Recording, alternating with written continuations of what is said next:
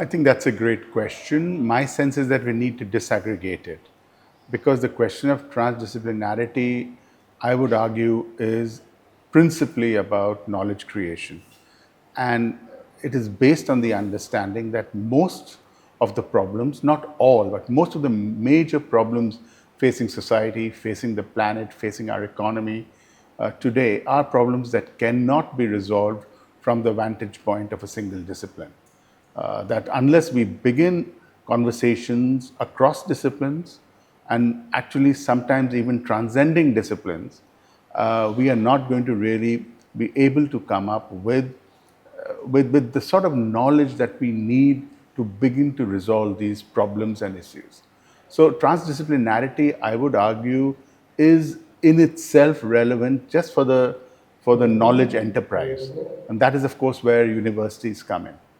Now, where I think beyond that, that MIT Goa is really sort of doing interesting, exciting work is then further linking it to social relevance.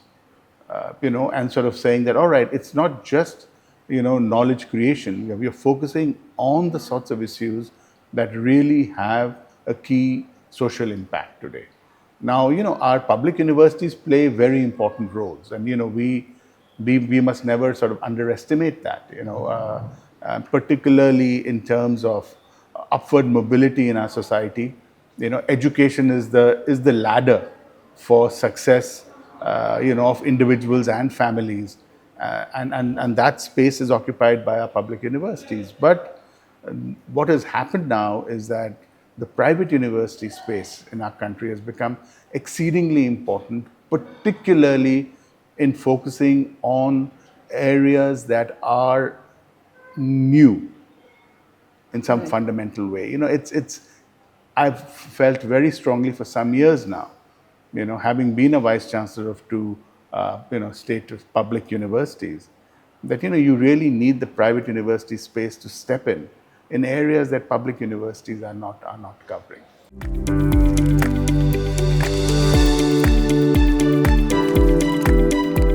You're asking very deep questions. There's geopolitics on the one hand, there's technology and the society. Let's just spend, literally a minute each focusing on them. When you think about geopolitics today, and I'm a professor of international politics, so this really is my wheelhouse, as it were. Now, in geopolitics, one of the key questions that we are trying to understand is what is happening today. Is it merely a power transition that, power is shifting from one group of states to another set of states, that there are the states that had power and that there are now states that are emerging and rising? Is that what's happening? Or is there some form of system transformation taking place? That the sort of system itself, that has really driven the relations between states for the last three and a half centuries, that itself is fundamentally transforming. So, but in any case, whatever is happening, it's a pretty fundamental, change that is taking place. When you think about technology, now that again is an area in which, if you look at what the cutting edge technologies are today, they are information technology, artificial intelligence. Then you look at sort of the life sciences, the biomedical research, the cognitive sciences, and the sciences of complexity, and then sort of we have nanosciences, nanotechnology. All of them, if you have to try to sum up this huge bunch of knowledge areas, some pure knowledge, some applied knowledge. Ultimately, all of them in some ways are replacing the human element with machines. In some form, that's what artificial intelligence is about. Biomedical research is about getting devices into our bodies, organs that are not functioning properly, doing things, interventions that will keep those organs functioning. So, that is a massive change. And I don't think that the humanities and the social sciences have kept abreast with these monumental changes that are taking place in technology. Now, what does it mean when the human element in some ways is being displaced, right? And when you talk about society, that's in some ways the most important of all, isn't it? Because what we see in our country, but I would argue across the world today, is a revolution of rising expectations. Right. It's individuals, communities, families all have much higher expectations of what the possibilities of life holds for them than was true even maybe 2 generations ago.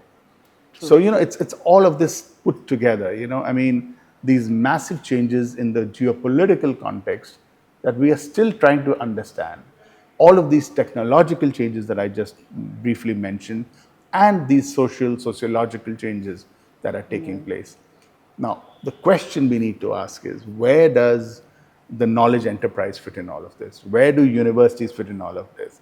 How do we sort of, begin to make this comprehensible to our students, ensure that they have received the training in terms of both knowledge and skills, that they are able to be fully functioning members of society, fully functioning players in corporations, in the economy. That's a massive challenge. What I find really exciting about this conference, this visioning group that MIT Goa has set up, is that you're really trying to get together some of the really original thinkers in these areas.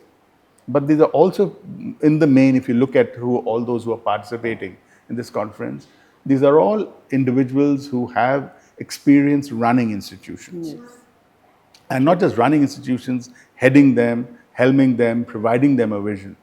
And I really think it's wonderful that Dr. Rahul Karad has sort of, when he decided that he's setting up a university in Goa, he said that we're going to try to make this different, and we're going to make it different by putting a lot of cerebral energy, a lot of original thought into what really is a university. If you're building a university in 2025, 26, what is it that we can take from the past?